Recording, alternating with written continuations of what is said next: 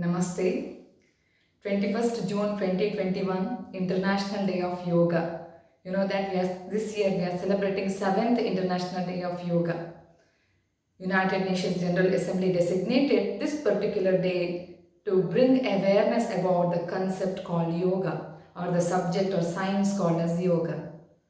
Myself Chetana Badekar, I am here today to address all the dear students of Carmel School and the faculties who are listening to this talk.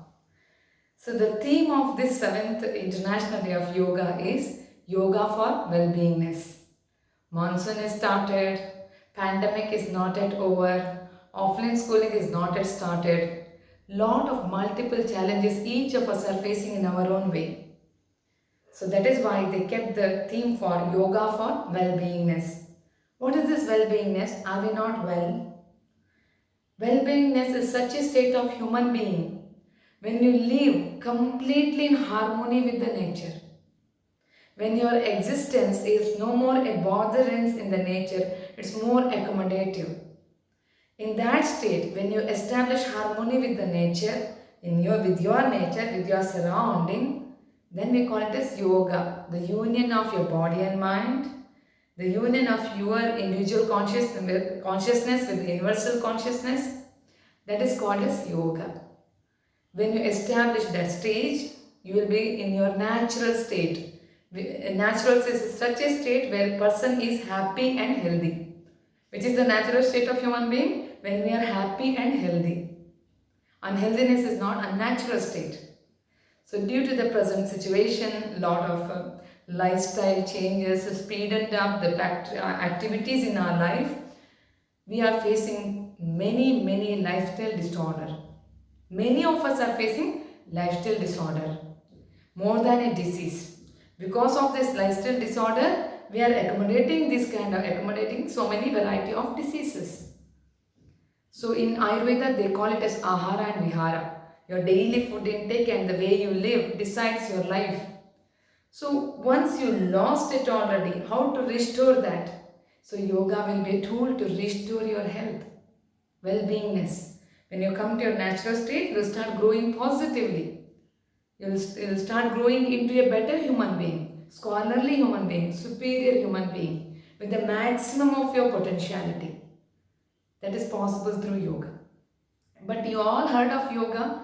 The moment you come for yoga class, your teacher may be making you to stand in yoga mat, doing couple of exercises, asanas, and or what you call it as postures, or maybe breathing practices or meditations. Why we are doing this? How this will connect to that well-beingness? What is the purpose of an asana or Sukshma Vyayama? Let me discuss about that in today's talk. As we know that all yoga practices, basic practices, starts with the Sukshma Vyayama. As the word Sukshma means subtle, it's not gross, subtle movements in the body. When you are moving your fingers, it's not just moving like any other exercise. Moreover, your attention over there, focus as well as with the breathing, that brings the changes. That is why a milder movements of Sukshma Vyayama can energize you, can increase the temperature of the body and can raise the increase the circulations in the body, prepares your body for the asana. That is the preparation for the asana. Now if you stretch for any extent, there won't be injuries. If Sukshma Vyayama is properly done, there won't be further injuries. That's why we do that. When we come to asana, there are variety of asana all of us might have been done. Standing in one leg, raising our leg up, putting our head down. Variety of asanas. In generally we classify them as standing, sitting, supine and prone postures. Supine means lying down on the back. Prone means on the abdomen. All these asana practices, what it should establish? As the definition of Patanjali Yoga Sutra says that, Patanjali's Yoga Sutra says, Sthiram Sukham Asanam. Where you are constant and comfortable, that is a posture. If you are an asana practitioner, if you decided to sit in a place, you are listening to a conversation, maybe a lecturer or a classroom. You should be able to sit comfortably, moving here and there, turning your head repeatedly, looking around. Feeling discomfort is not the significance of asana practitioner. If you are a good asana practitioner, if you decide to sit, your body should obey you. Having such a mastery over the body, establishing such a calmness where you are effortlessly sitting, the number of hours or number of days you want, your body is facilitating that, that is asana. That if it is not established, all what you are doing on the yoga mat will be waste. So your yoga mat practices, or what you call it as asanas, should help you to bring that stability with you. If you are going a function, attending a function, your body should not trouble you in sitting. If you are troubled, that means definitely there is an error in your posture, in your physical structure, which need to be corrected. That is when these asanas used as a therapeutical tools. Once you establish that sthirate, what you call constant ability, now you are ready for pranayama. Now if you sit for pranayama, you will not feel like moving your shoulder or releasing your leg. That demand won't be there from the body. Such input will not come from the body. It is settled there. You will think of the body only at the end of the practice. That is the result of asana practice. When you are coming to the pranayama, your teacher might have been asked you to take the deep breath. Breathe through this nostril, breathe through the other nostrils, the alternative nostril breathing, so many variety of breathing you might have been done. Why we are doing this? If you observe closely, when you are exhaling or inhaling, you can feel that in both the nostrils, we are not exhaling in the same way. Sometimes right nostril is breathing faster, sometimes left is breathing faster. Right nostril breathing, right nostril if you touch is slightly heat warmer, or this is slightly cooler. That's why we call Surya Anuloma Viloma, Chandra Anuloma Viloma. Both are not equal throughout the day. Maybe right is active during daytime and the left during night. But if you have to do pranayama, the purpose of pranayama, to bring both the exhalation or inhalation equal, to attain that equanimity in activity and calmness, that we do the pranayamas. Because that is the basic eligibility for meditation.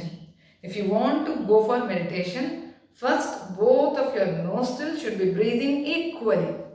This is faster, that is slower, no, equally. To bring that condition, we do pranayama. Maybe abdominal breathing, sadanta, shital, variety of other benefits are also there. The basic purpose what we do pranayama practice should help us to attain this.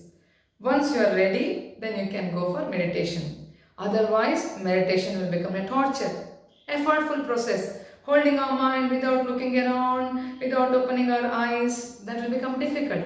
It will become effortful process. If this is established, you will be able to calm yourself or cool yourself effortlessly. You can meditate for as long as possible. What is meditation? A beautiful thoughtless stage is called as meditation. Okay? So, how to remain thoughtless is the first question. If you observe your thinking, either you are thinking of the past, I had a nice breakfast, I had a nice dinner, you are thinking that. Or maybe, I am not talking about only food, maybe your own past memories, recalling the memories. Or thinking about the future, whether offline schooling will be there, whether I will be able to meet my friends, whether my game will work tomorrow properly. So, normally our thoughts are either with the future or with the past.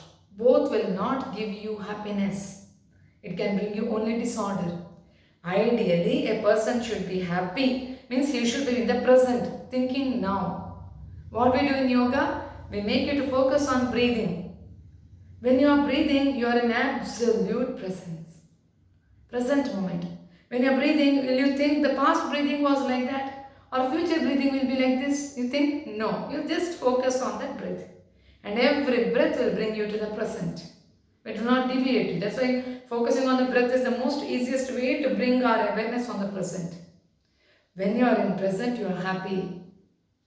Our unhappiness, the great extent, it will be reduced when you have started bringing your awareness to the present.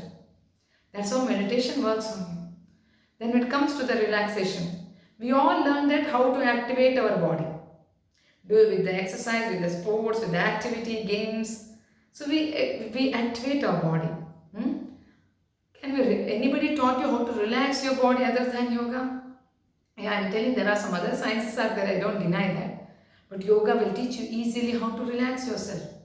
Otherwise, it is not easy. Imagine a sports person who is spending the whole day on the ground. When he comes back, will he be able to relax immediately? His mind will not be. It's agitated. You need certain techniques or tools to calm your mind. Tools in the sense, I am telling that yogic faculties. I am not telling of the external aid. So, yoga will teach you proper relaxation. 20 minutes of Shavasana is equal to 3.5 hours of deep sleep. What is Shavasana? Conscious relaxation.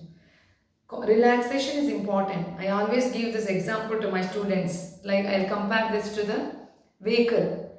There is a very fast vehicle which is running in 150, 200, 250 km per hour. Very quick speed. You'll enjoy. Pick up within 30 seconds. You wish to have a ride in such a vehicle. When I am handling the key, if I say that this vehicle is very good at having very good acceleration, but there is no brake, will you drive? A vehicle without brake, will you drive? No. Its acceleration can be enjoyed only when the brake is working properly. Today what's happening with this? We have accelerated the speed of our life. Everything we have accelerated. But we have no control over the brake. That is why we are struggling to relax. When the relaxation time has come, still we are struggling to relax. But here, yoga will help you to relax, to teach you how to relax.